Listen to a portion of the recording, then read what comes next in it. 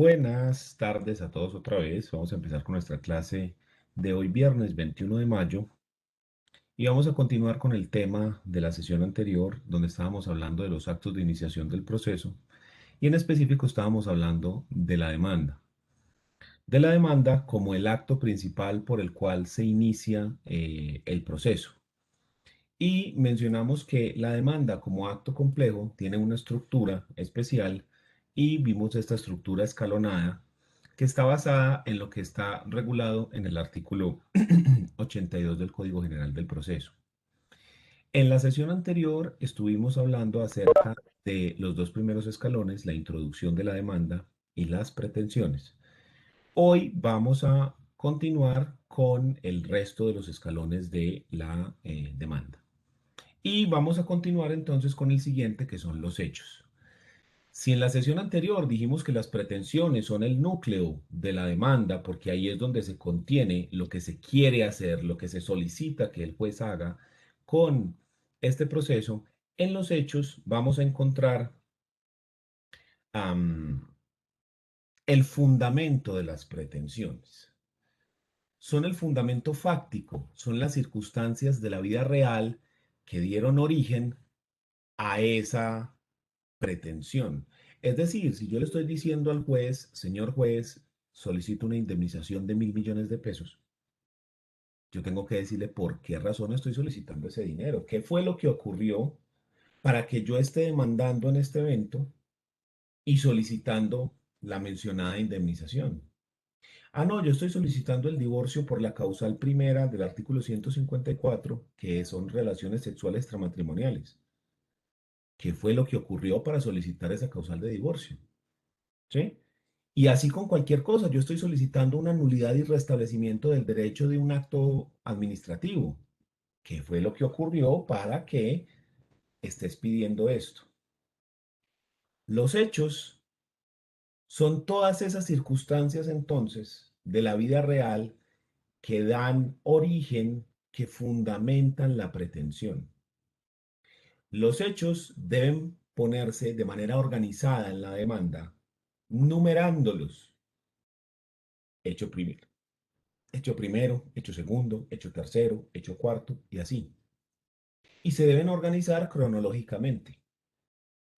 Pero tengamos en cuenta que los hechos no son una narración como una novela. Usted no está escribiendo Cien años de soledad ahí. Usted lo que está haciendo es contándole al juez las circunstancias que tienen relevancia jurídica.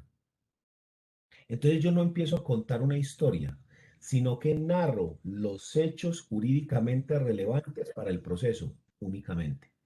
Yo no me voy a poner ahí cosas que no tengan relación con el proceso.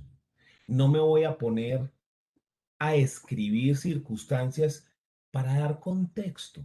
No, solamente lo que es jurídicamente relevante. Ejemplo, vamos a hacer una sucesión. ¿Cuáles serían los hechos relevantes para una sucesión? El causante, señor fulano de tal, murió tal día en tal parte. ¿Quiénes son los que le sobreviven? Ah, le sobreviven sus hijos, ta, ta, ta. ¿Estaba casado o no estaba casado? ¿Tenía compañero permanente? ¿Otorgó testamento o no otorgó testamento? Poco más. Nos interesa saber, por ejemplo, dónde trabajaba. De primerazo no. Eso no nos interesa. Nos interesa saber la forma de la muerte. No nos interesa. Para la sucesión es lo mismo que la persona tenga muerte presunta por desaparecimiento o que sea una muerte natural o que sea una muerte violenta, no importa. Porque en la sucesión lo que se hace es repartir el patrimonio de la persona, sin importar la forma de la muerte. Ah, no, es que estoy en el proceso penal. Ah, bueno, entonces ahí sí es importante eso. ¿Sí? Entonces, dependiendo del proceso, dependiendo de lo que yo estoy queriendo hacer, yo debo acomodar los hechos para que se relacionen con el conflicto. Entonces, nada más voy a poner los hechos relevantes. En una demanda hay que tratar de ser conciso, de ser claro y de ser resumido.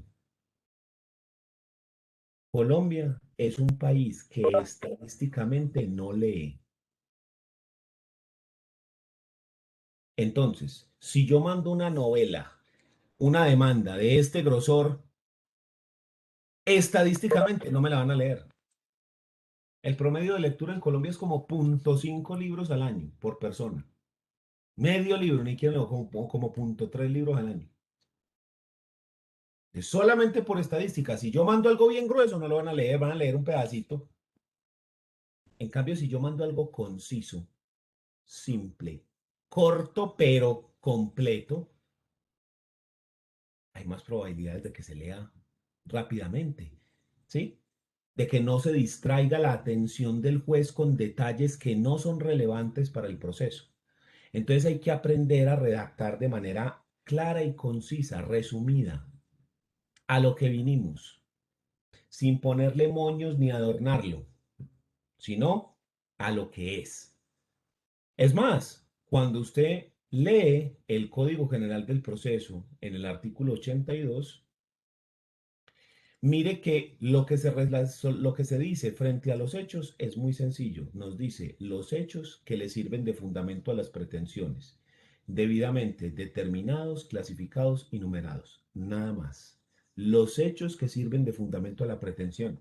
Nada más. Nada de hechos de contexto, nada de hechos para que me entienda mejor, nada que para que se comprenda la idea. No. Lo que se necesita como fundamento de la pretensión y punto. Y ojo con las personas que empiezan a poner hechos para hacer quedar mal al otro. ¿Sí? Entonces usted está demandando en un divorcio y ponen unas cosas de violencia intrafamiliar. Y entonces uno dice, espérese, ¿cuál era la causal de divorcio que usted estaba pidiendo? Separación de cuerpos por más de 2 años. Y entonces, ¿por qué me estás hablando de una violencia intrafamiliar ahí? ¿Cómo para qué? Si eso no es lo que estás pidiendo. Ah, para que se dé cuenta qué clase de persona. ¿Cómo así? Pero ¿eso qué tiene que ver? La discusión jurídica se basa en la pretensión. Entonces, yo voy a dar los argumentos dados para sustentar la pretensión, no más. ¿Listo? Entonces, con los hechos, claridad, ser conciso, resumido. Menos es más. Hágame caso. No que quede incompleto, sino que sea completo, pero corto, sustancioso, sin extensiones innecesarias. Entonces, fíjese siempre que una demanda buena no tiene que tener muchos hechos. Todo lo contrario, las demandas mejor presentadas son demandas cortas, concisas, a lo que vinimos. Hombre, que la demanda tiene que tener muchos hechos porque hay muchas circunstancias relevantes. Ok, habrá casos donde habrá demandas extensas, pero esa no es la regla general. La regla general son demandas cortas y tiene más probabilidad de que sean leídas y entendidas por el juez, que el juez no se nos distraiga. Muy bien. El siguiente escalón, dejando claro que en los hechos vamos a poner solamente lo que es fundamental para las pretensiones, son las pruebas. Las pruebas o el acápite de pruebas nos invita a solicitarle al juez o presentarle al juez todos los medios probatorios que se pretende hacer valer. Todos los medios de prueba con los cuales yo voy a demostrar los hechos. O sea, que yo no pongo pruebas por poner, por rellenar, no. Yo pongo pruebas para demostrar lo que dije en los hechos. Entonces, si yo digo, Pedro murió tal día, pruébelo, registro civil de defunción. A Pedro le sobreviven sus hijos Hugo, Paco y Luis, registro civil de nacimiento de cada uno de ellos. Pedro estaba casado con María, registro civil de matrimonio de María. Pedro otorgó testamento, escritura pública contentiva del testamento. ¿Sí? Cada hecho debe tener la prueba para demostrar que lo que usted está diciendo es cierto. Porque recuerden que si yo demuestro que los hechos que yo puse son ciertos, pues entonces el juez me debería conceder la pretensión. Entonces las pruebas van encaminadas a la demostración de los hechos que usted puso en la demanda.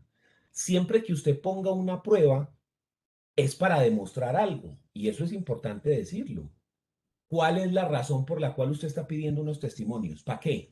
¿Para qué está pidiendo testimonios? Ah, porque ellos van a declarar para demostrar lo que está en los hechos 3, 4 y 5. Ah, ok, ahí ya queda claro. En cambio, si yo no digo qué es lo que pretende demostrar la prueba, tengo ahí un problema porque el juez de pronto me puede decir, no, esa prueba no es necesaria porque no sabemos qué es lo que va a demostrar y puede que no me la acepte. El acápite de pruebas se va a dividir en dos. Por un lado, las pruebas que yo voy a presentar con la demanda, que generalmente son pruebas documentales, los registros civiles de nacimiento, de defunción, de matrimonio, todos los documentos que yo voy a aportar para que el juez los tenga como pruebas. Y además le voy a hacer la petición de las pruebas que necesito que él decrete para que se practiquen en la audiencia. Por ejemplo, los testimonios. Necesito que llamemos a María, Viviana y Susana para que vayan a declarar. Necesito un interrogatorio de parte, ¿sí? Necesito un peritaje. Entonces, dependiendo de lo que yo estoy pidiendo y de los hechos que puse, yo tengo unas pruebas que las puedo aportar con la demanda y las relaciono pruebas aportadas con esta demanda tan y otras que necesito que el juez decrete para que se practiquen en la audiencia. Entonces usted le dice, y pruebas a solicitar, y entonces le hace la lista de cuáles son las pruebas que está solicitando. ¿Qué cosas se pueden pedir como prueba? El Código General del Proceso establece como medios probatorios los siguientes.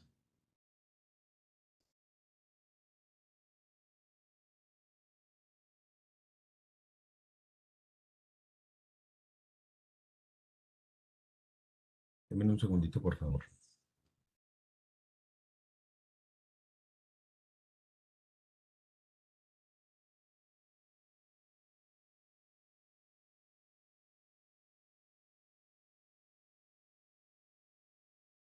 Entonces, el Código General del Proceso establece como medios de prueba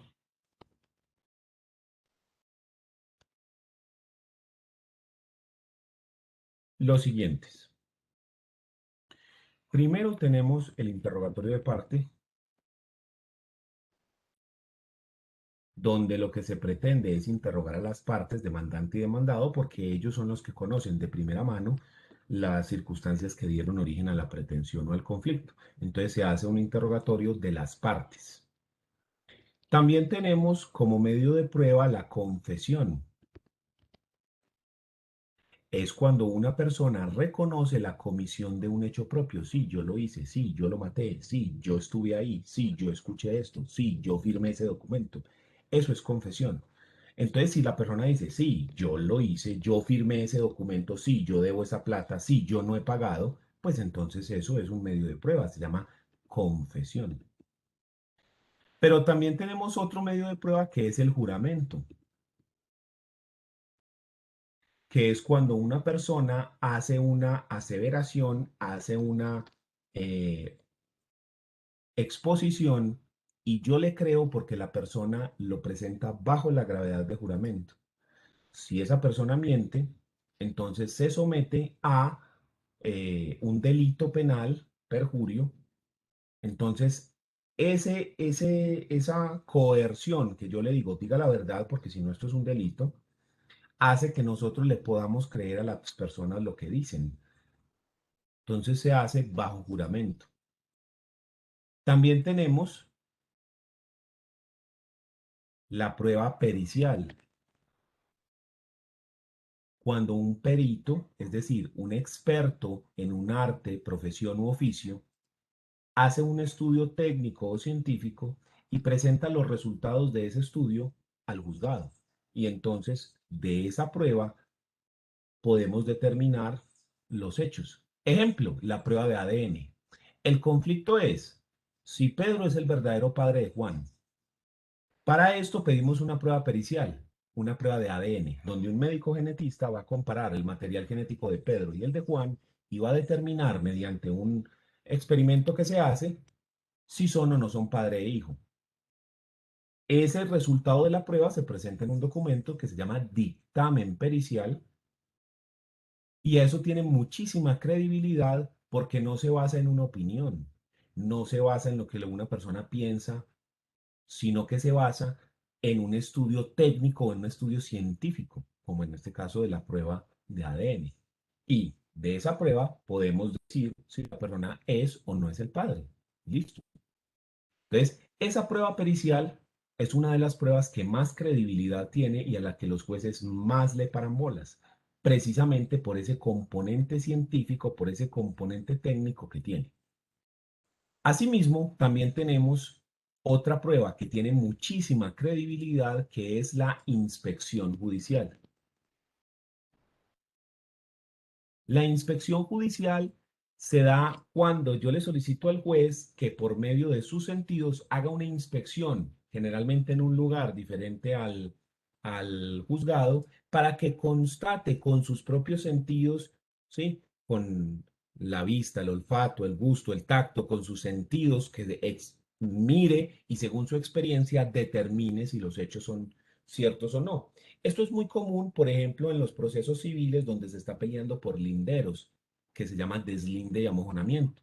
En dos fincas no está claro cuál es el lindero. Entonces, uno le pide al juez que se desplace hasta el lugar de los hechos y con las escrituras originales en mano vamos a verificar. Entonces el lindero dice, desde el palo de naranja bajando por la acequia. A ver, ¿cuál es el palo de naranja? Mírelo allá, señor juez, véalo allá. Y la acequia, mire que viene bajando por aquí, por aquí, por aquí, por aquí, y vea allá la piedra. Ah, muy bien. A ver, ¿dónde está la cerca?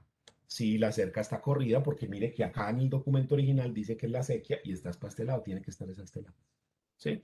Entonces, eso también tiene muchísima credibilidad porque es el mismo juez quien está viendo, experimentando esas cosas. Se llama inspección judicial. Y la prueba favorita de todos los abogados, que es la prueba documental.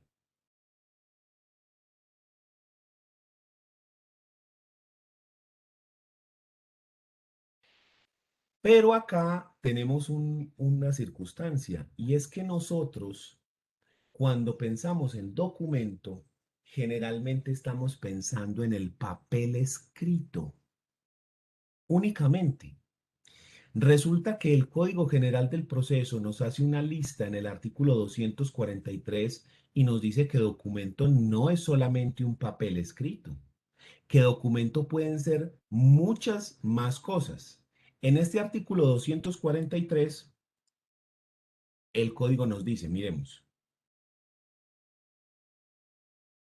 distintas clases de documento, artículo 243, son documentos los escritos, impresos, planos, dibujos, cuadros, mensajes de datos, fotografías, cintas cinematográficas, discos, grabaciones, grabaciones magnetofónicas, perdón, videograbaciones, radiografías, talones, contraseñas, cupones, etiquetas, sellos y en general todo objeto mueble que tenga carácter representativo o declarativo y las inscripciones en lápidas, monumentos, edificios o similares. Entonces mire todo lo que puede constituir un documento, una foto, un video, un mensaje de WhatsApp, una escultura, una pintura. Todo eso son pruebas documentales y se pueden hacer valer. A los abogados les encanta la prueba documental porque nosotros decimos que lo que no está escrito, ¿sí? Las palabras se las lleva el viento, en cambio lo escrito, escrito está. Entonces siempre Profe, una grabación sin autorización puede ser prueba documental. lo que pasa es que usted me está preguntando por la validez de la prueba. Entonces, si usted me dice, una grabación a escondidas es un documento, sí. ¿Es un documento, es una prueba válida? Ah, bueno, eso ya es otra pregunta, ¿sí? Totalmente de acuerdo, profe, no había pensado en eso, sí, tienes toda la razón. O sea, ¿eso es Cualquier una prueba? documento me Sí. sirve, cualquier foto, cualquier video, cualquier cosa, Sí. pero ya cuando entramos en materia de validez es donde me las descartan un Ah, ojo. exactamente. Porque eso es una prueba, claro que lo es. Es una prueba válida. Ahí es donde está el problema. Entonces ahí es cuando uno dice, un momentico, que si la prueba fue obtenida con violación de derechos, es una prueba ilícita y esa prueba no puede ser tenida en cuenta en el proceso. Entonces ahí sí, ¿sí? Entonces ahí es donde está el asunto. Entonces, eso es una prueba, sí, sí es una prueba, pero es una prueba ilícita. Entonces, eso y nada, la misma pendejada. ¿Sí? Es más, muchos procesos se caen por eso, porque las pruebas que se presentan son pruebas ilícitamente obtenidas y no tienen que ser procesos penales. El proceso de divorcio. Mire aquí los mensajes de WhatsApp con la moza. Venga, ¿y usted cómo obtuvo sus mensajes de WhatsApp? Ah, es que yo me le metí al correo. ¿Que usted qué? O sea, que usted está reconociendo aquí que usted se metió ilegalmente al correo de la persona. Eso es una prueba ilícita, no puede ser tenida en cuenta. Ese es el problema de las pruebas. En penal, para evitar este tipo de cosas, existen los jueces de control de garantías.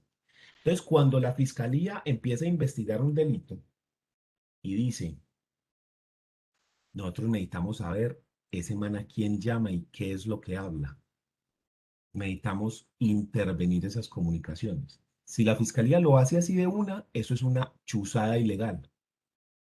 Pero lo que se puede hacer es pedirle a un juez de control de garantías que les dé una orden judicial para hacer esa interceptación de comunicaciones. El juez entonces verifica el derecho que se va a vulnerar con eso, en este caso la privacidad, y cuál es la finalidad, qué es lo que se pretende con esa interceptación.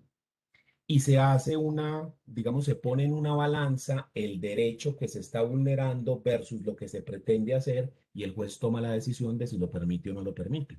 Y de hecho se utiliza con mucha frecuencia. Entonces la fiscalía le permite, la fiscalía le pide al juez de control de garantías que si puede hacer eh, esa interceptación, el juez de control de garantías lo permite y entonces se hace y luego ya sí puede ser tenido en cuenta porque se obtuvo de manera legal.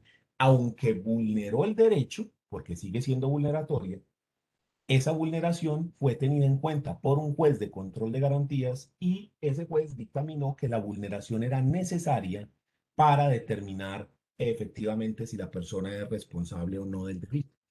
¿Sí?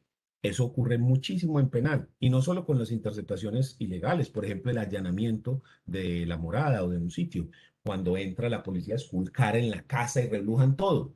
Eso solamente se puede hacer si el juez da la orden de allanar la vivienda o el lugar y buscar adentro a ver qué evidencias hay de que se haya cometido el delito.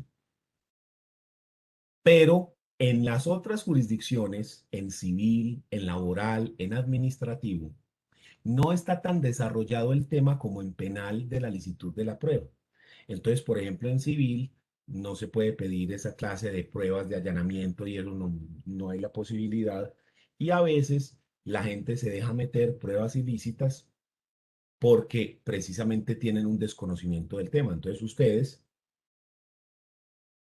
que se están formando ya saben que no pueden dejar pasar eso y hay que estudiar acerca de la licitud de la prueba. Eso apenas lo van a ver ustedes con teoría general de la prueba y luego con pruebas civiles y pruebas penales eh, para determinar cuáles son los requisitos que tienen las pruebas, cuándo son válidas, cuándo no son válidas y demás. Pero es algo a lo que hay que ponerle cuidado porque en la prueba está la clave para que a uno le concedan las pretensiones. Dame la prueba y te daré el derecho. Una de las frases más famosas que utilizamos los abogados.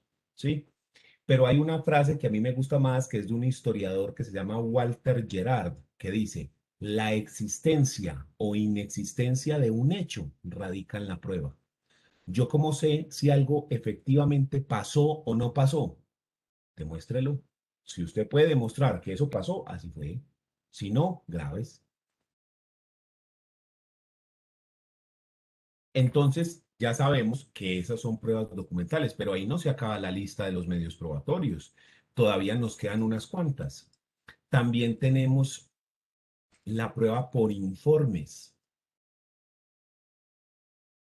que es cuando se le pide a una persona natural o jurídica, pública o privada, que lleve archivos o registros que rinda un informe al juzgado. Por ejemplo, yo le puedo pedir a la DIAN que rinda un informe acerca de la declaración de renta de los últimos 5 años de la persona, para determinar, por ejemplo, si sí tiene capacidad económica o no.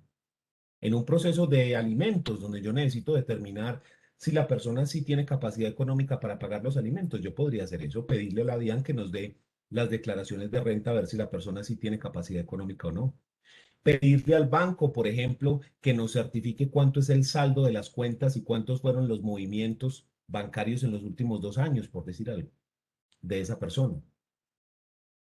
Entonces, eso es una prueba por informes, donde una persona natural o jurídica que lleve archivos o registros, se le pide que someta un informe acerca del contenido que tiene en sus archivos o registros. Eso es una prueba por informes. Y también tenemos los indicios. Los indicios son circunstancias, son hechos que por sí solos no demuestran nada. Resulta que en el salón de nosotros matan a alguien, ¿sí? Está muerto Carlos Campuzano, ahí apareció. ¿Cómo identificamos nosotros quién fue? Entonces encontramos que el amigo Fisonder tiene una pistola en la maleta. Ya, condénelo, no, momentico. Que él tenga una pistola quiere decir que lo mató. No, no, no. No. Ah, pero después nos encontramos que le hacemos la prueba de absorción atómica y quedan rastros de pólvora en la mano de Fisonder. Ya lo mató. No, momentico. ¿Qué demuestra eso? Que él disparó el arma. No demuestra que lo mató, demuestra que disparó el arma. Okay. Pero también nos damos cuenta que Carlos le debía plata a Fisonder. El hecho de que le deba plata demuestra que no, tampoco. Y también nos damos cuenta por unos testigos que ellos tuvieron un altercado muy fuerte 2 días antes. ¿Eso demuestra que lo mató? No. Pero espérese. Yo cojo todas esas pruebas. ¿Cómo murió la persona? Impacto de bala. Esta persona tenía un arma. Esta persona disparó un arma. Esta persona le debía dinero. Esta persona tuvo un altercado fuerte. Todo eso junto sí nos puede indicar que hubo un motivo, una oportunidad, un arma. Entonces, todo eso sí nos puede decir, venga a ver, Fisonder, que usted parece que usted sí fue el que lo mató. Entonces, los indicios son una cantidad de circunstancias que por sí solas no demuestran nada, pero cuando se analizan en conjunto, nos llevan a deducir un hecho. ¿Qué podemos deducir de todas esas circunstancias? Este man se lo bajó. ¿Sí? Ahí lo puse pues con pruebas muy simples y todavía queda muy endeble el asunto, pero así se construye un indicio, con varias circunstancias que por sí solas no representan nada, pero que evaluadas en conjunto sí pueden determinar que la persona o que el hecho ocurrió. ¿Listo? Entonces, estos son los medios de prueba que están consagrados dentro del Código General del Proceso y yo en el acápite de pruebas puedo utilizar cualquiera de ellos. Yo puedo utilizar cuantos considere necesarios, el que sea que yo considere necesario. Entonces, nosotros como abogados, una de nuestras tareas no solo es la interpretación de la ley y la representación y hablar en la audiencia, sino también identificar cuáles son los medios de prueba que nosotros necesitamos para poder demostrar los hechos que pusimos en esa demanda.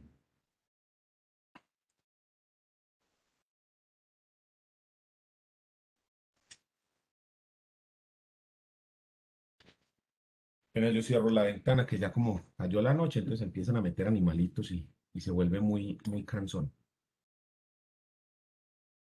Dudas acerca de la cápite de pruebas.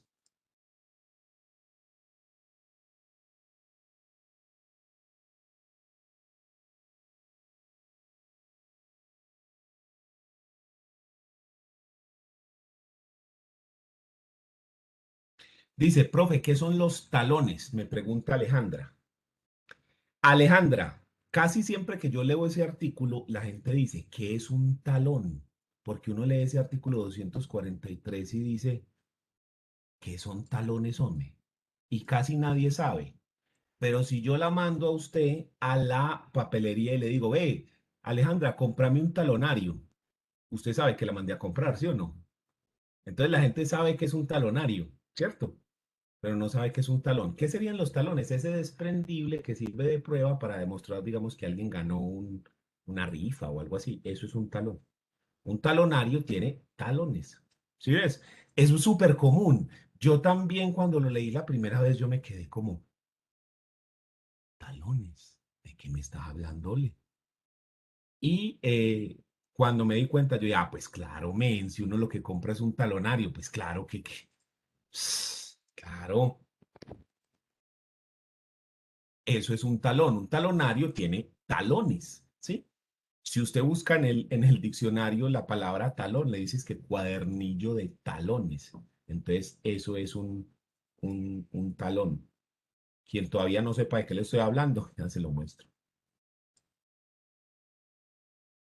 Esto es un talonario, vea. Sí, mire que dice talonario de rifa. Entonces, esta cosita es un talón, esto que está aquí, o esto, o esto. ¿Sí? Esos son talonarios, vea. Eso es. ¿Ya? ¿Ya? Talonario de recibo. O sea que esto, cada uno de ellos, ¿qué es? Un talón. Eso es. Muy bien.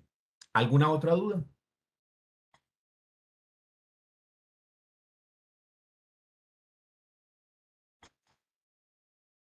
Entonces podemos continuar con nuestra estructura de la demanda.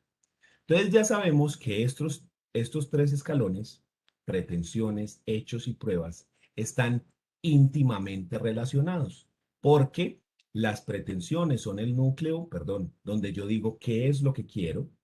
Los hechos son las circunstancias de la vida real en la cual se basan las pretensiones, las razones por las cuales yo estoy pidiendo lo que estoy pidiendo. Y las pruebas son los medios que yo voy a utilizar para demostrar lo que dije acá. En la medida que yo demuestre que esto es cierto, pues entonces le estoy dando fundamento a las pretensiones y el juez deberá entonces fallar de conformidad. ¿Listo? En este esquema sigue juramento estimatorio. Este esquema es de procesal civil general. Este juramento estimatorio es un medio de prueba especial que está regulado dentro del Código General del Proceso en el artículo 208 y que está en el artículo 82, mírenlo acá, cuando menciona el juramento estimatorio cuando sea necesario. Eso solamente aplica a civil y familia.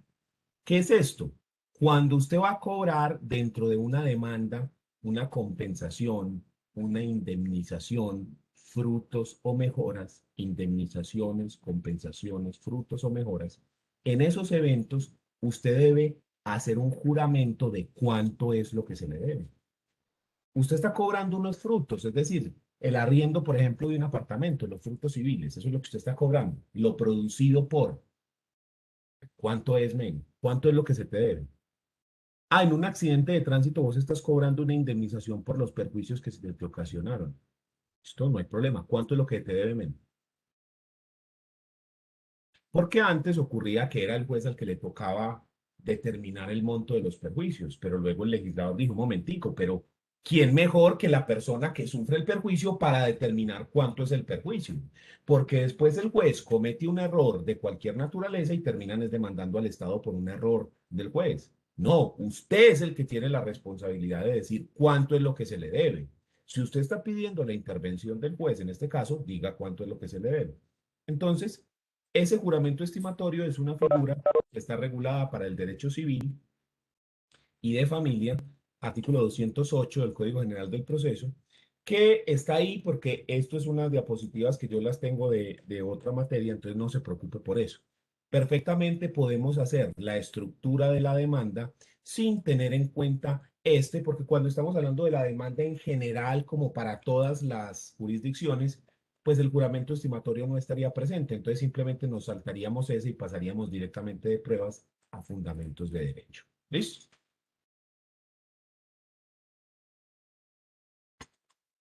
Fundamentos de derecho. Los fundamentos de derecho son las leyes que yo pretendo hacer valer, las leyes que yo solicito que el juez tenga en cuenta para resolver el conflicto. Entonces yo le menciono como fundamentos de derecho las normas procesales, y las normas sustanciales que yo pretendo hacer valer. Entonces, por ejemplo, el Código General del Proceso y el Código Civil, o el Código de Comercio, o el Código de Infancia y Adolescencia, o el Código de Procedimiento Penal y el Código Penal, o el Código de Procedimiento Administrativo y el Código Sustantivo del Trabajo. Ve, el Código de Procedimiento Administrativo y el Código Contencioso Administrativo, o el Código de Procedimiento Laboral y el Código Sustantivo del Trabajo.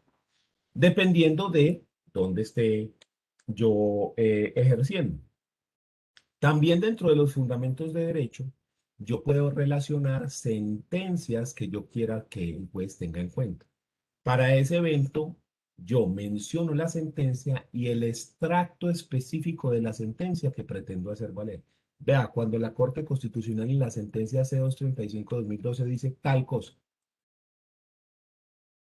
también puedo mencionar normas constitucionales e incluso tratados internacionales ratificados por Colombia que hacen parte del bloque de constitucionalidad, como por ejemplo la Convención Interamericana de Derechos Humanos, porque esas normas, al hacer parte del bloque de constitucionalidad, tienen el equivalente de normas constitucionales de obligatorio cumplimiento, entonces los jueces están obligados a cumplirlas, ¿sí? Entonces yo puedo relacionar esa clase de normas supranacionales también, siempre y cuando sean ratificados por Colombia y demás. Generalmente la parte de los fundamentos de derecho es una parte muy simple. ¿Cuáles son las normas sustanciales? ¿Cuáles son las normas procesales en las que me baso? A menos de que esa circunstancia, ese caso en concreto, tenga unas normas especiales, una interpretación especial, y ahí de pronto yo sí me puedo desgastar un poquitico más y hacer una exposición un poquito más larga de cuáles son las normas, las sentencias, etcétera, que yo quiero que el juez tenga en cuenta. Pero generalmente es muy simple, es solamente para darle contexto al juez de cuáles son las normas jurídicas. Es más, si usted pone una norma jurídica ahí errada, si usted está en un proceso de familia y pone el código penal, como el juez está sometido al imperio de la ley por mandato constitucional, el juez tiene la obligación de aplicar la norma correcta. Así usted le dé una norma incorrecta ahí. Él está obligado a aplicar la norma que es. Entonces, ¿cuál es la utilidad real del fundamento de derecho? En la mayoría de los casos, muy poca. Los jueces ni siquiera lo miran porque ellos tienen que aplicar la norma que es. Cuando va a tener utilidad, son en esos casos grises, en esos casos complejos, en los cuales yo necesito unas interpretaciones de la norma muy claras, muy precisas. En esos eventos sí serán más importantes los fundamentos de derecho, pero por regla general, casi que usted los puede pasar por alto, casi. ¿Sí? Porque como el juez está obligado a aplicar la norma jurídica, que es la correcta, pues por eso le digo que usted casi que lo puede pasar por alto. Entonces, simple, muy fácil, a menos de que yo necesite una interpretación específica, en cuyo caso, pues ya se me tendré que detener más y hacer unos fundamentos de derecho un poquito más extensos y más complejos para que el juez eh, tenga muy claro qué es lo que yo le estoy pidiendo. Pero por regla general es algo muy, muy, muy simple. ¿Listo? El siguiente punto es la competencia. Usted le debe mencionar al juez por qué él es competente para conocer de este caso. Entonces aquí, así como lo hicimos al principio, yo debo expresar, según los factores que determinan la competencia, por qué razón él es el competente para tramitar del proceso.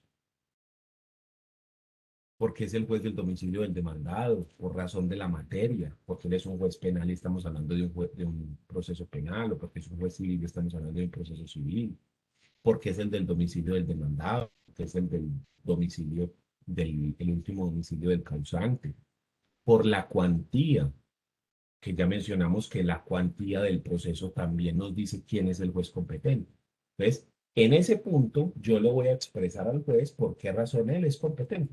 y digamos que le facilito el trabajo porque una de las cosas que tiene que hacer el juez de primerazo es identificar si él sí es competente o no para conocer el proceso.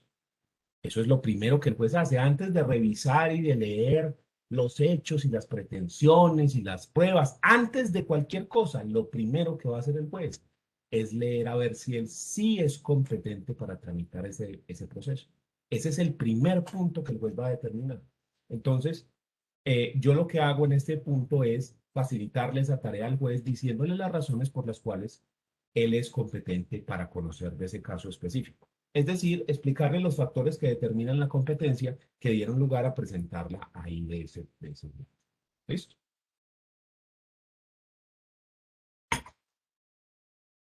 Siguiente punto. El siguiente punto son las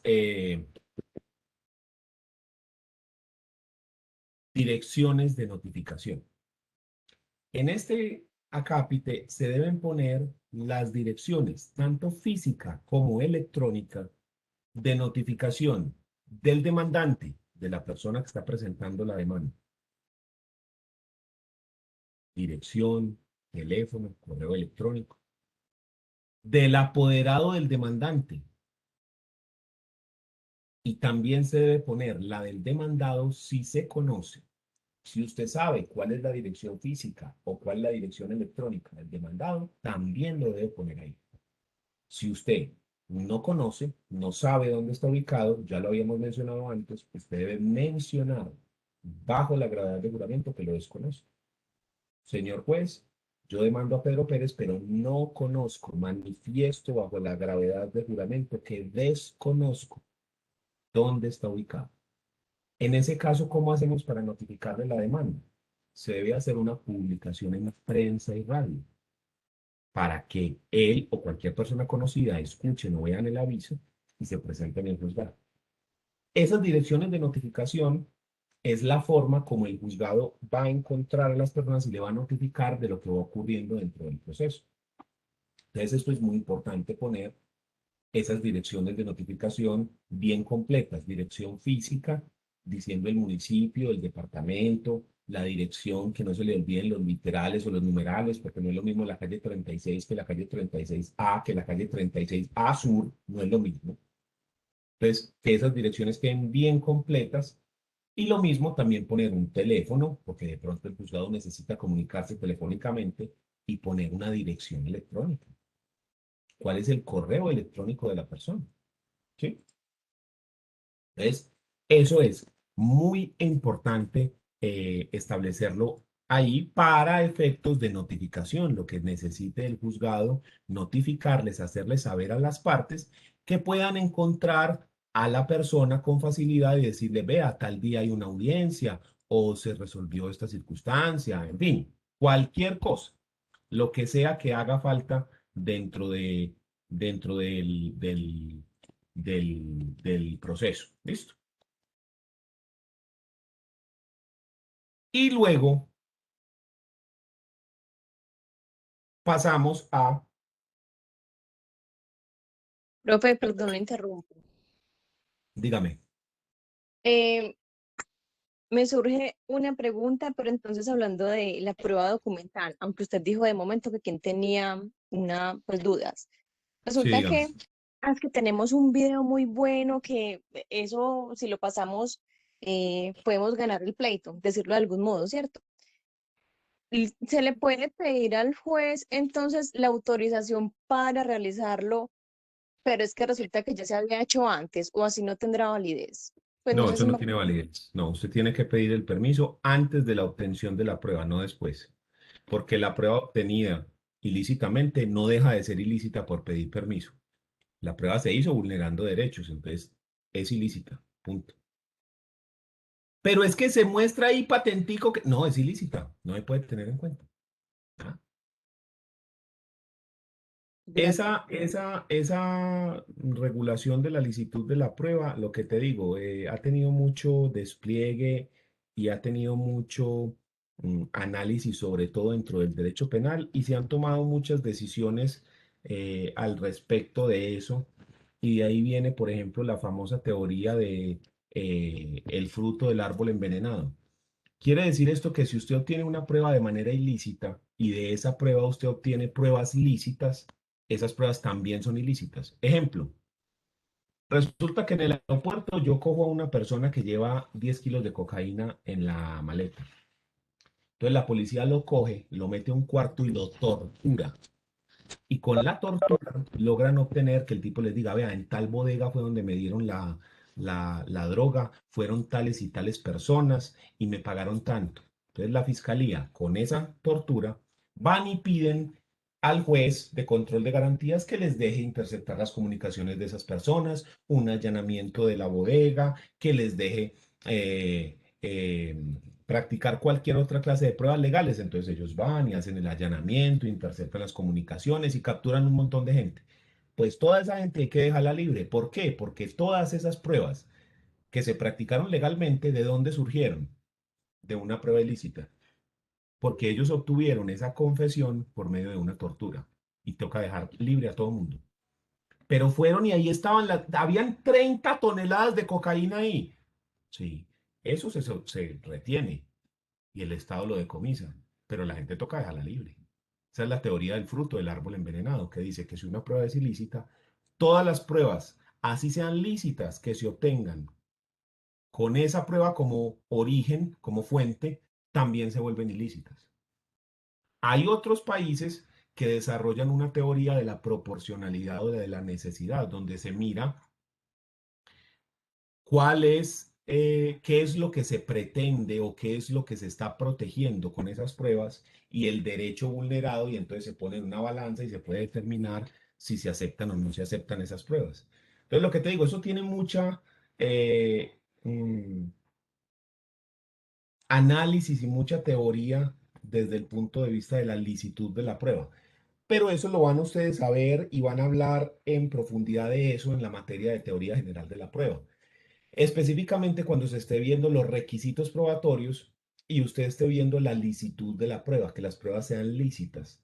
Y ahí se analiza sobre la teoría de la licitud, de la ilicitud, de la prueba inconstitucional, de la prueba ilegal, de la prueba ilícita y de esa teoría del fruto del árbol envenenado, de la proporcionalidad, de la necesidad. En fin, eso tiene más explicación y es un tema, digamos, es bien interesante y bien complejo, pero es de otra materia. Entonces dejémoslo simplemente así y tenga calma que lo van a ver en profundidad en esa otra materia. Estoy totalmente seguro porque yo mismo la dicto. Entonces yo conozco el pensum de la materia perfectamente y ahí uno lo analiza. Y le pueden preguntar pues perfectamente a ese profesor de teoría general de la prueba que les hable de ese punto y que les dé incluso material para leer al respecto. ¿Listo? Mil gracias. Y vamos ya terminando el esquema. Después de las direcciones de notificación, pasamos a los anexos. Los anexos son todos los documentos que yo voy a adjuntar con la demanda. Todo lo que voy a darle al juez, además del escrito de la demanda. La ley, en el artículo 84 del Código General del Proceso, me exige unos anexos especiales, ¿sí? Unos anexos obligatorios, que son los siguientes. Artículo 84, anexos de la demanda. La demanda debe acompañarse de, primero, el poder para iniciar el proceso, el poder que le dan a uno, cuando la persona actúe por medio de apoderado. La prueba de la existencia y representación legal de las partes y de la calidad en la que intervendrán en el proceso. Fotocopias de la cédula, registro civil de nacimiento, registro civil de matrimonio, el contrato donde dice que esa persona es el arrendador y el otro el arrendatario, ¿sí? ¿Cómo se demuestra la calidad en la que usted está actuando? Entonces, si usted está actuando en calidad de ¿qué? De trabajador, de hijo, de padre, de cónyuge. Entonces, ¿qué necesita? Un contrato de trabajo, un registro civil de nacimiento, un registro civil de matrimonio, en fin.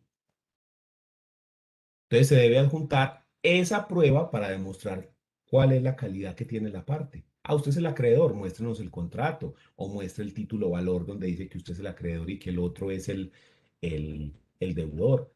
¿Ya? También nos exige la ley presentar las pruebas extraprocesales que usted pretenda hacer valer. Por ejemplo, usted mandó a hacer un avalúo de los bienes para saber cuánto era que valían los bienes, entonces presentar ese avalúo. ¿Sí? O cualquier otra prueba que usted haya practicado con anterioridad. Por ejemplo, en los procesos penales, la Fiscalía practica una cantidad de pruebas en la etapa de investigación y presenta todas esas pruebas al juez. Y le dice, mire aquí las comunicaciones que interceptamos, mire aquí las pruebas de balística, mire aquí la autopsia, mire aquí esto, todas las pruebas que reúne la Fiscalía y todas esas las presenta ahí. Y además de usted enunciarlas en el acápite de pruebas, esos documentos van anexos, entonces también hay que enunciarlos ahí en los anexos, porque eso usted lo está aportando al proceso. Los anexos son todos los otros documentos, además de la demanda que usted va a aportar al proceso, para que quede una lista de qué fue lo que usted presentó y qué es lo que no presentó. Listo. Esa es la finalidad de los anexos.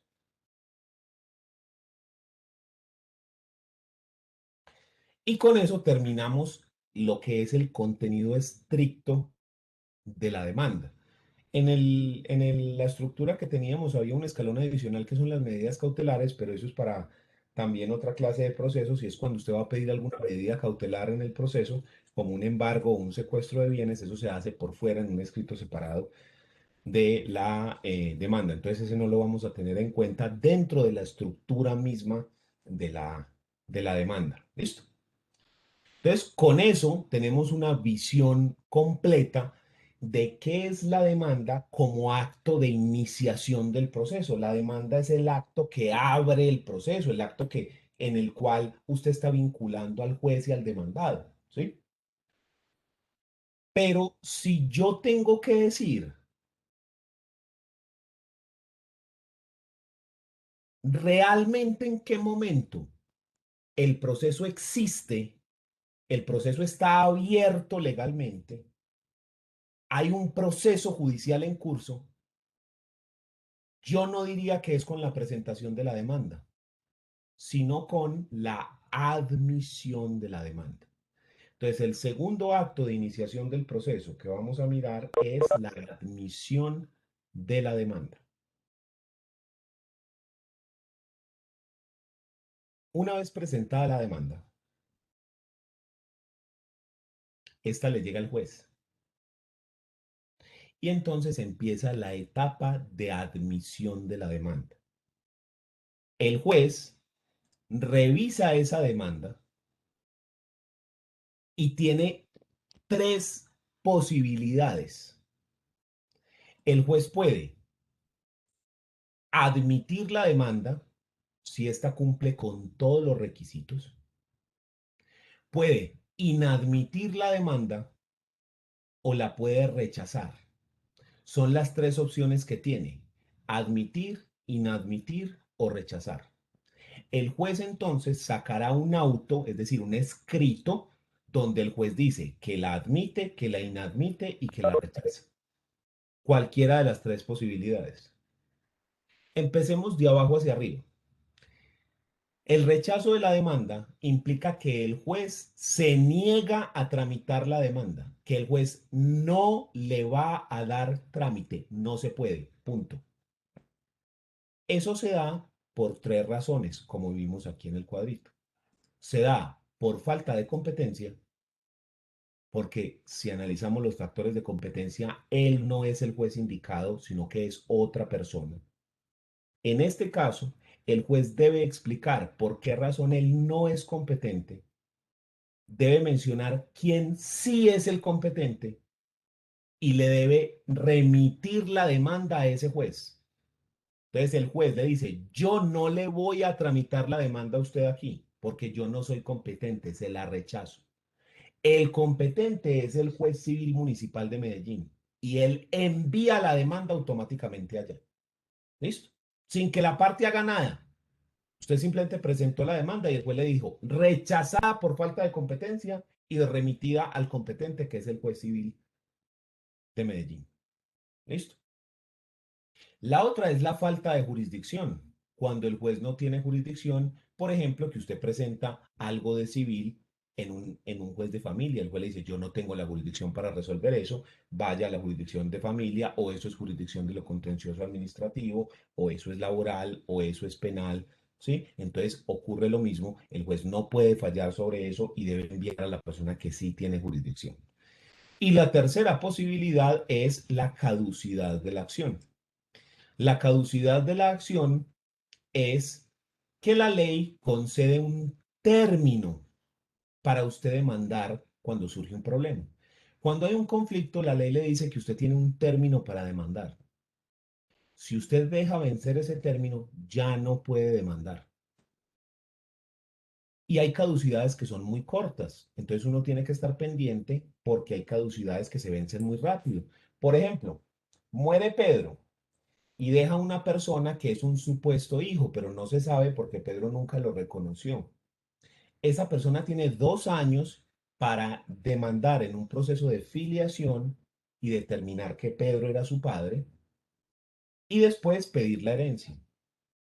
Si deja vencer ese término, ya no puede pedir herencia. Podrá pedir siempre la filiación y que se declare que él era hijo de, por una cuestión de dignidad humana, derecho a la familia, no ser separado de ella, pero no podrá pedir herencia. Entonces, por ejemplo, si hoy en día aparece otro hijo de Diomedes, él podrá demandar para que lo declaren hijo de Diomedes, pero ya no tiene derecho a herencia, ya no tiene derecho a reclamar. ¿Por qué? Porque dejó vencer el término que la ley le dio para hacerlo. Y así hay otras caducidades muy corticas. La más corta que yo conozco es cuando en una unidad residencial la asamblea de propietarios se reúne y decide, por ejemplo, subir la cuota de administración, porque hay que hacer un arreglo, porque se dañó el motor de la piscina o lo que sea, ¿sí? La asamblea de propietarios decide algo. Usted tiene 2 meses desde que se hizo esa asamblea para demandar el acta. 2 meses nomás. Si usted deja vencer en eso, el acta quedó en firme y ya no se puede modificar. Entonces miren que esa es cortísima, ¿sí?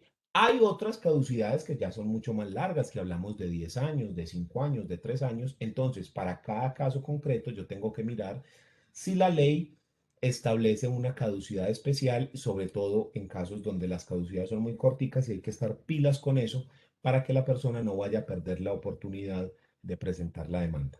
En ese caso, si hay caducidad, el juez simplemente dice, señor, yo le voy a rechazar la demanda porque usted ya le caducó el término que tenía para demandar. Así que lo siento, pero se acabó el asunto. ¿Ok? Entonces, eso es el rechazo de la demanda. Se saca un auto donde dice se rechaza la demanda por falta de competencia o por cualquiera de estas que ocurren. El segundo escenario es la inadmisión. La inadmisión tiene unos requisitos especiales, que son estos que estamos viendo acá. En estos eventos, el juez inadmite la demanda y le dice, la demanda tiene un problema. Yo no la puedo tramitar porque no tiene los requisitos formales que me exige la ley, no tiene los anexos exigidos, la acumulación de pretensiones no se hizo de la forma correcta como lo mencionamos ayer. El demandante es incapaz y no está actuando por medio del representante. La persona necesita abogado y no lo tiene, ¿sí? No se hizo el juramento estimatorio que mencionamos o no se hizo la conciliación previa. En estos eventos, el juez entonces saca un auto inadmisorio donde dice, lo siento, pero la demanda tiene este problema y le dice específicamente qué es lo que falla y le da 5 días para subsanar el problema. Si la persona dentro de esos 5 días subsana, entonces el juez pasa a admitir la demanda y se tramita de manera normal. Pero ¿qué pasa si vencidos esos 5 días la persona no subsanó, se rechaza la demanda? Y entonces es como si nunca se hubiera presentado. O sea que la inadmisión, el efecto es que el juez le dice, negro, yo así como está no te la puedo tramitar, tiene este problema, corregilo y te da 5 días. Si vos lo corregís, se admite la demanda. Si no, se rechaza. Y el tercer evento es la admisión de la demanda. La admisión de la demanda se da porque la demanda cumple con todos los requisitos que nos exige la ley y entonces el juez procede a admitirla y darle trámite. A partir del auto admisorio de la demanda es cuando yo puedo decir de verdad que el proceso está en curso, que el proceso ha empezado. Porque con la presentación de la demanda, yo puedo decir eso, que presenté la demanda, pero yo todavía no sé si el proceso sí lo van a abrir o no, porque yo no sé si el juez me va a admitir o no la demanda. La presentación de la demanda es muy importante, pero el acto mediante el cual uno dice, ahora sí la cosa es de verdad, es con la admisión. Cuando el juez dice, sí señor, esto cumple con todos los requisitos, hágame el favor. En la admisión se le reconoce a la persona como demandante y se reconoce al otro como demandado. Y el acto que sigue después de admitir la demanda es notificarle al demandado que tiene un proceso en contra y que se presente al juzgado para hacer frente, para contestar lo que se dice en su contra. Hasta ese momento, todavía el demandado está sano. Se presentó la demanda, el demandado no sabe nada todavía, el juez la revisa y si todo está correcto, la admite. Hasta ahí, el demandado todavía no sabe nada. El acto que sigue después es la notificación, que es el acto mediante el cual le vamos a dar a conocer al demandado que efectivamente está siendo demandado en un proceso, valga la redundancia. ¿Sí? Entonces, el auto admisorio es el auto mediante el cual inicia el proceso. Es la primera actuación del juez cuando se le da trámite. Ya sabemos que pueden ocurrir los otros dos eventos, que se inadmite o que se rechaza. En esos otros dos eventos, pues digamos que hay unas actuaciones previas del juez, pero todavía no hay un proceso, porque si se rechaza el juez, digo, no, no, eso no se puede tener, no se puede hacer acá. Ahí no hay nada, no hubo nada, nunca hubo un proceso. ¿Sí? Y con la inadmisión todavía no ha empezado, porque el juez dice, así como está, no se puede, le falta esto. Entonces, si usted subsana, ya ahora sí se le puede dar trámite, ya ahora sí tenemos una demanda que es viable. Si no, entonces se rechaza y es como si nunca se hubiera presentado. ¿Listo? Entonces esa es la etapa de admisión. Hay personas que también dicen que el proceso inicia realmente no con la presentación de la demanda, sino con el auto admisorio, porque ahí es cuando realmente podemos decir que el proceso inició jurídicamente. Hay otra persona que dice, no, no, no, no, no, el primer acto es la presentación de la demanda y es cuando inicia el proceso. Ya que el proceso no se tramite porque fue rechazado, ya eso es otra circunstancia, pero el momento en el que inicia la presentación. Entonces, digamos que nunca va a haber un consenso en cuál es realmente el acto que inicia el proceso, si la presentación de la demanda o la admisión del proceso. Por eso explico los dos para que usted saque sus propias conclusiones y pueda usted mismo definir cuándo considera que el proceso realmente inicia.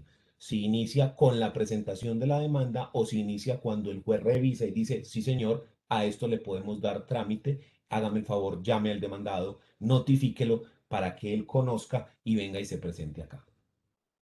¿Listo? ¿Dudas?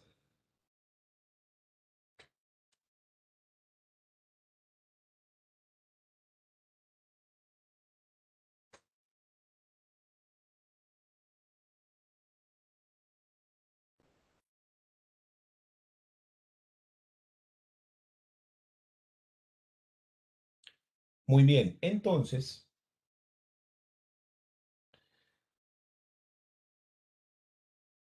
si nosotros nos paramos en la otra orilla, es decir, en la orilla del demandado,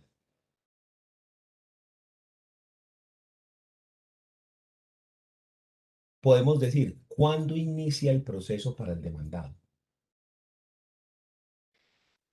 Para el demandante ya sabemos que tenemos dos opciones y podemos argumentar que inicia con cualquiera de las dos, con la presentación de la demanda o con la admisión del proceso.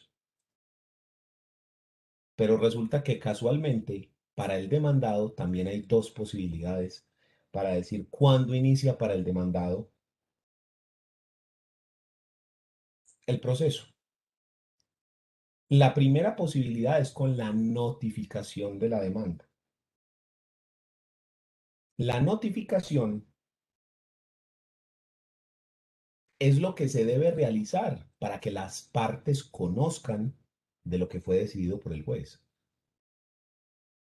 Entonces, yo notifico al demandado que el proceso fue admitido, que la demanda fue admitida y se le va a dar trámite.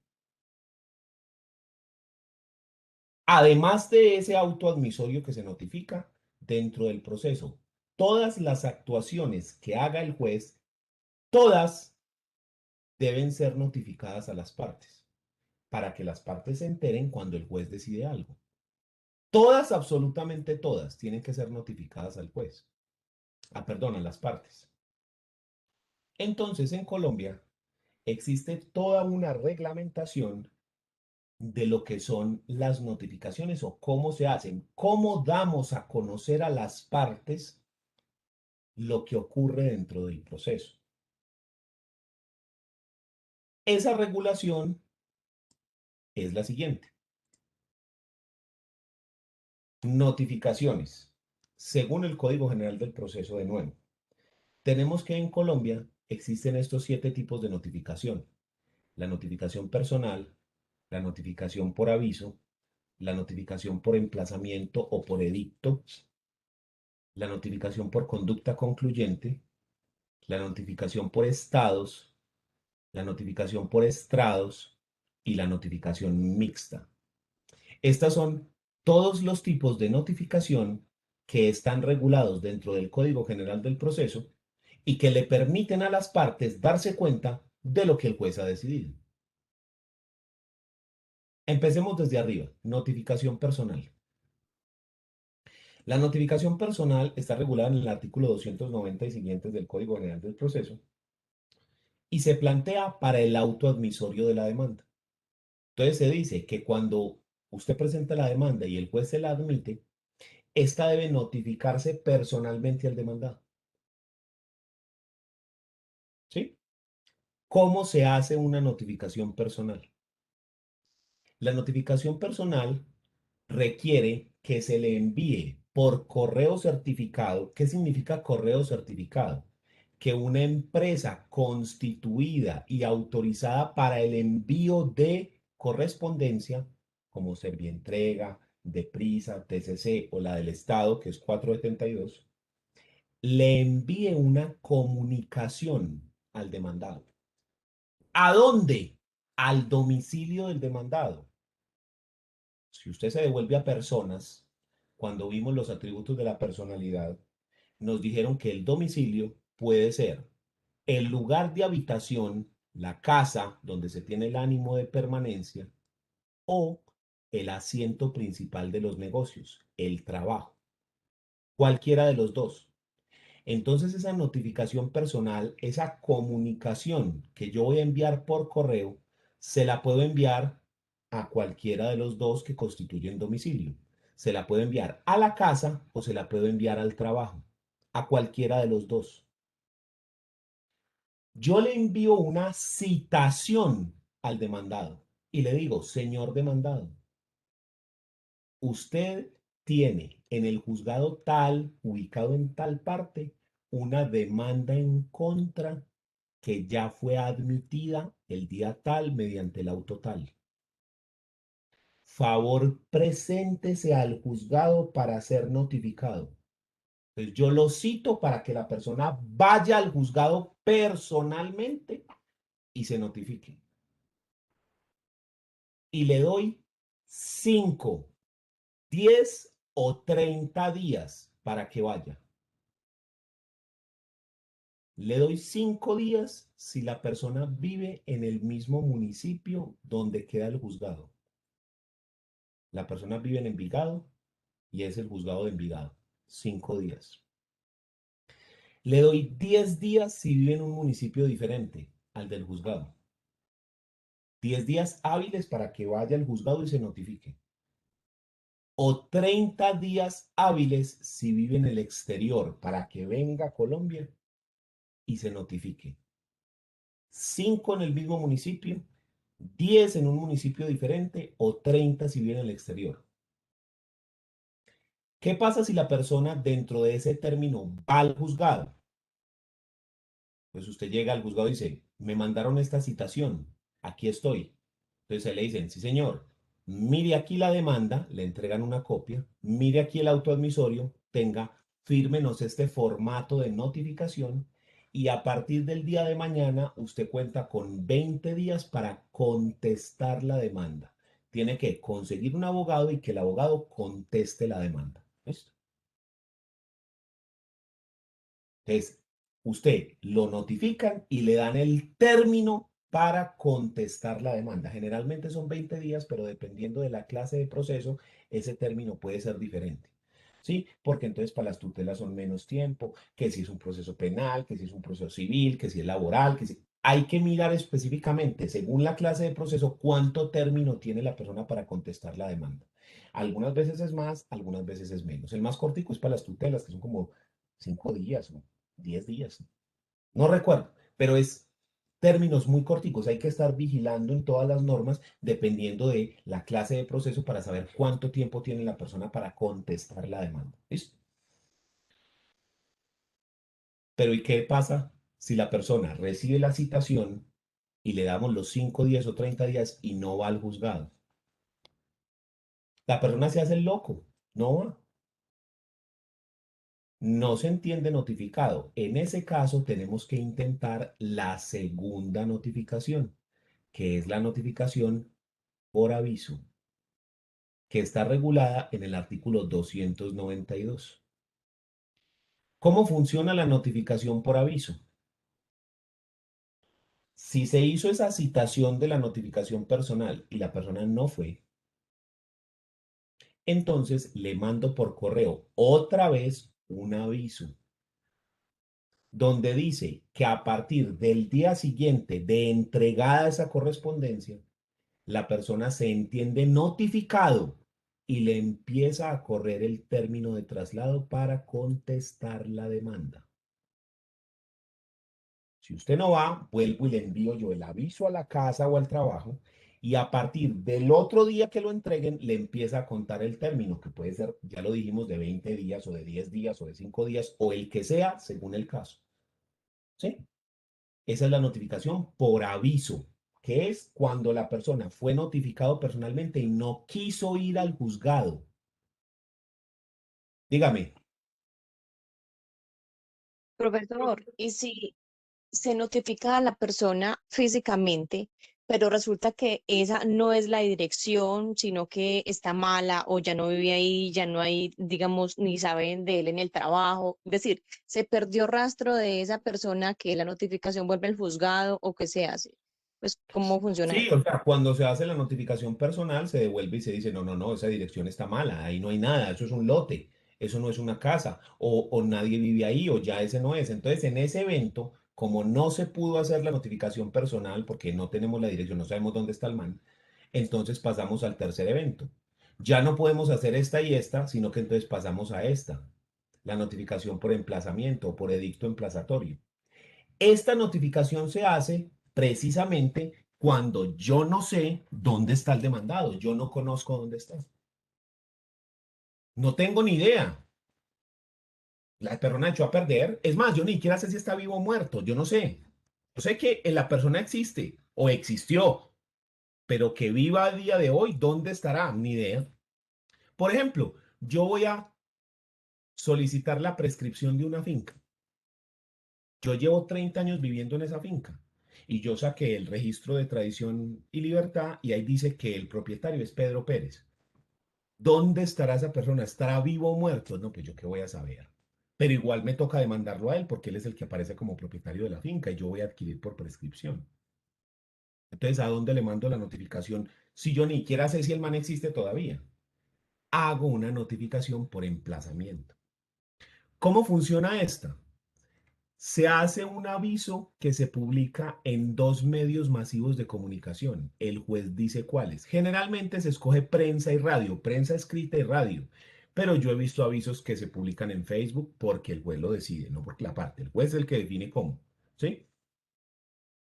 Y la idea de esto es que en ese medio masivo de comunicación se publique que tal persona está siendo requerida en el juzgado para que él, un familiar o un conocido vea el aviso y diga, hey, negro, te están demandando, anda a presentarte. ¿Sí? Y la persona vaya y se presente. Pero lo más común es que eso no lo vea nadie. Pues y más si el tipo se murió, quién sabe dónde estará. ¿Qué va a pasar con eso? Nada. Entonces, ¿qué hacemos ahí? En ese evento, si nadie se presenta, le debemos nombrar un curador ad litem. Es decir, le nombramos un abogado de oficio que va a encargarse de representar a esa persona y de garantizar que el proceso se lleve en debida forma sin vulnerarle los derechos a esa persona. Es un abogado que le toca defender a una persona que no conoce. Como usted no puede llegar y decir eso es cierto, eso no es cierto, como si usted tuviera al demandado a su lado contestando la demanda para que le diga, no, no, no, eso es mentira, eso no fue así. Usted no sabe eso, entonces usted simplemente se limita a que las pruebas del demandante se practiquen en debida forma, que las pruebas sean lícitas, que todo se haya hecho como dice la ley, ¿sí? Usted lo que hace es una especie de control de legalidad, estar ahí presente para mirar que no se vulneren los derechos. Y si se puede alegar algo, decir que esas pruebas son falsas o que eso no se logró demostrar, pues se hace.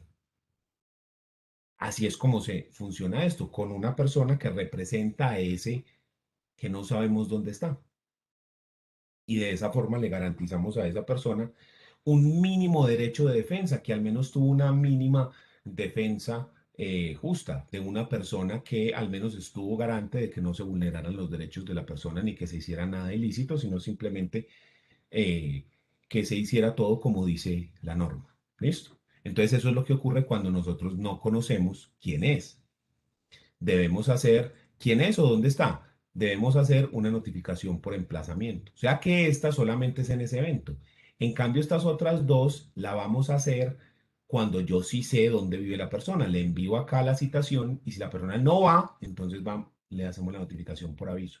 Si la persona sí fue, ya quedó notificado y listo. ¿Listo? Y luego está la conducta concluyente. ¿Qué es esto?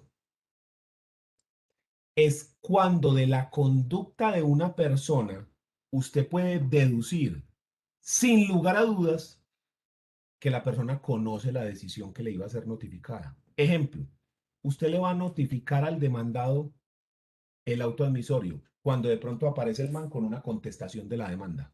El hecho primero es falso, eso no ocurrió así, así, así. El hecho segundo no me consta por estas y estas razones, eso no es cierto, propongo tales excepciones, mire estas pruebas, ta, ta, ta, ta, ta, ta, ta. ¿Qué puedo yo deducir de ahí? Que esa persona conoce a la perfección esa demanda. ¿Sí? No solamente ocurre aquí, eso puede ocurrir con cualquier cosa. Digamos, el juez va a profiere una sentencia y el juez que la termina de proferir y ya le llegó pues la apelación. Ah, bueno, ahí está, la persona lo conocía. ¿Cómo se da esto? Porque hay veces que pasa mucho tiempo entre que la decisión fue dada y en la etapa de notificación. Por ejemplo, el demandante tiene un año para notificar al demandado para que inicie el proceso. Si no lo hace, entonces es como si hubiera desistido de la demanda. ¿Sí? Tiene un año. Mire que es mucho tiempo. Algunas veces la persona lo que hace es que le envía al demandado, mire, vea, le acabo de presentar esta demanda, tan. Aún así, usted le toca enviar por correo la comunicación y usted apenas la va a enviar cuando el man ya le llegó con la contestación. Ah, te ahorraste la notificación. El man dijo, no, no, no, no me voy a poner a pendejear con eso y a gastar tiempo, no, que llegue la citación y que vaya, no, no, no, no, no, no, vea, de una vez, Tim. ¿Listo? Entonces, de la conducta de esa persona se nota, se concluye que la persona conoce la providencia y entonces fue notificada por conducta concluyente. No es muy común, pero ocurre. Tiene que ser que la persona realice una conducta de la cual yo puedo concluir sin lugar a dudas que la persona conoce la providencia, la decisión que le iba a ser notificada. ¿Listo? Esa es la notificación por conducta concluyente. Y nos quedan estas otras dos, notificación por estados y por estrados. Pero estas las vamos a dejar para la próxima clase y las explicamos con más calma porque estas necesitan que contemos días y unas cositas, entonces para que lo hagamos mejor lo dejamos para la próxima clase. ¿Quién tiene alguna duda de lo visto hasta el día de hoy? Dígame. No importando la naturaleza de la demanda, ¿hay un año en sí para notificarlo? ¿O eso depende de la naturaleza? Depende de la naturaleza porque cada jurisdicción tiene una regulación especial. Yo le hablo del Código General del Proceso, que es el que nos regula civil, familia, comercial y agrario. Pero habrá que mirar si, por ejemplo, en laboral, en administrativo y demás, funciona de la misma manera. Entonces ahí nos tenemos que remitir a los códigos procesales respectivos para identificar esto. ¿Listo? Pero al menos en lo que es civil, familia, comercial y agrario, sí se tiene un año. ¿Alguna otra duda?